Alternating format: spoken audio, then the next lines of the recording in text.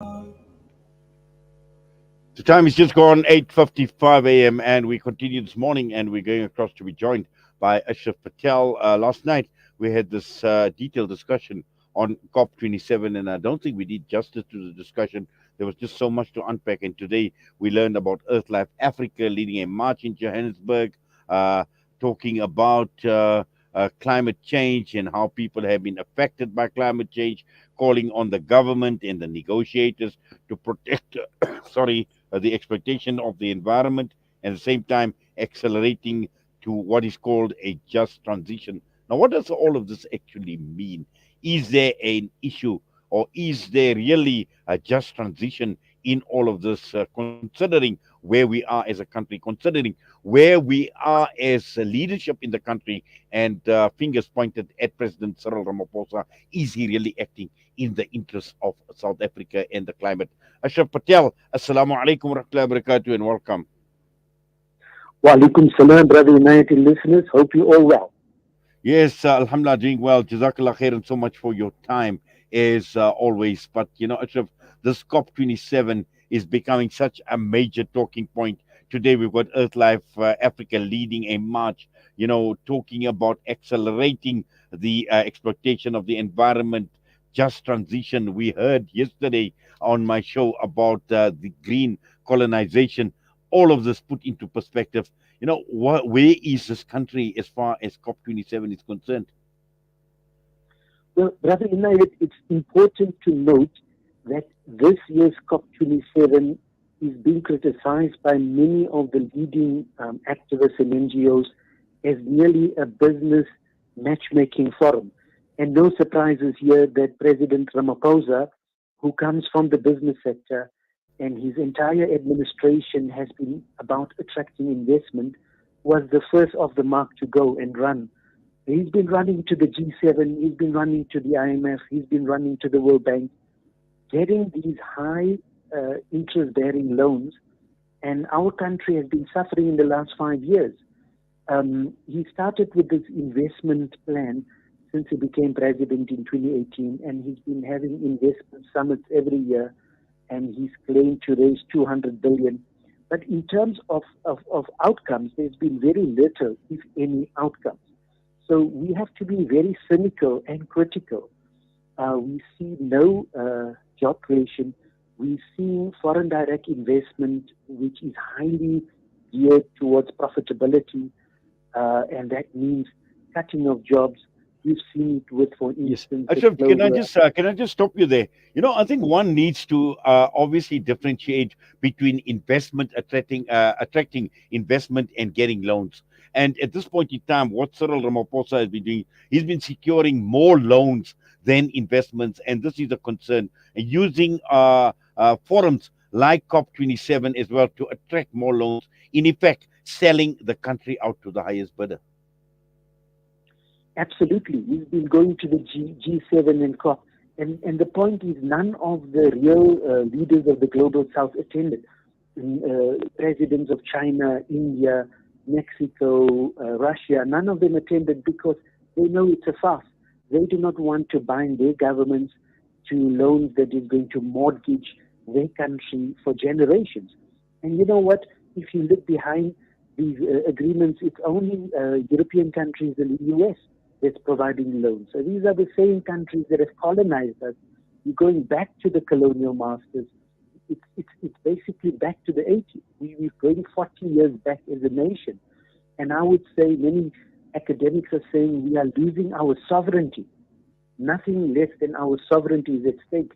And this president has been the most, I would say, treacherous president. I mean, he sold our entire liberation back to the Europeans. And it's quite shocking that he continues acting without any direction from cabinet, etc. He's basically a loose cannon. Economically, he doesn't understand the fundamentals. If you look at this deal, 1.5 trillion, it is going to mean that our entire state-owned enterprises as a nation would be mortgaged. And I don't think even middle-class consumers would be able to pay the rates that Eskom is going to charge because of these loans. And so you are going to have a lot of social crisis further up the road. Exactly. And also, I think, all this talk about a just transition, and we need to understand how they define just transition, because when one looks at the injustices, on the one hand, we know the problem with ESCOM, we know the problem with fossil fuels, we know the problem with energy, the crisis in the country looking at coal. Yet at the same time, we're looking at tons and tons and tons of coal that is leaving the shores of South Africa, going to China, going to Europe, and we are electrifying those countries in Europe and Asia with our coal. Yet we are told that, listen, here, your coal powered fire stations need to go. Absolutely, that's the point. President Ramaphosa is falling into a neo-colonial trap. These various nations, the EU, Germany, France, UK, have actually adjusted their laws so that they can reinvest in coal, oil, and gas. They are going to import our coal at a cheap rate, and they are going to sell us renewable energy technologies at a very expensive rate. We've had the IPP program for the last 5 years. We're on window number 5. Those deals are shrouded in secrecy. Eskom will not release those rates. But the reality is that they are charging Eskom upwards of 80 to 90% of the rates that coal can provide, for instance. Yes, there is problem with the coal pricing system. I do agree. There is a lot of corruption. I do agree. Let's have good governance in Eskom, definitely. But to then not cast the same lens with the renewable energy program, the IPPs, these are international corporations that are making huge profits. Therefore, Eskom's debt is 400 billion rand and climbing. And so there is no plan. There is no investment in real infrastructure. Real infrastructure is roads, ports, agriculture. This is the investment that creates jobs, but also have multiplier effects in the economy. This is what China is doing. This is what Mexico and India are doing. Therefore, they are growing and we are stagnating. We simply don't have a president. He does not have an economic council that is competent, that is giving him the correct advice. And we are suffering greatly for it as citizens. Well, I think besides the Economic Council giving advice, Cyril Ramaphosa himself, you know, under huge clouds of suspicion as to what his true motives are as a leader of the country. And sadly, this man has failed. He's failed in more ways than one. It's been all talk. It's been absolutely no action. And it's just amazing, how many people think of Cyril Ramaphosa being the best that the country has got. I mean, yesterday, I spoke to a tow truck driver, and he mentioned to me, he says, even under the Zuma era, we did not go through, with what we have been through with Cyril Ramaphosa, because at the end of the day, this country is in danger. This country is in danger of being sold to the highest bidder. Yes, definitely. Remember, he's a businessman. The comrades will tell you in the 80s, in the unions, he was the first general secretary to be hosted by the Oppenheimers. He used to cut deals behind the union members.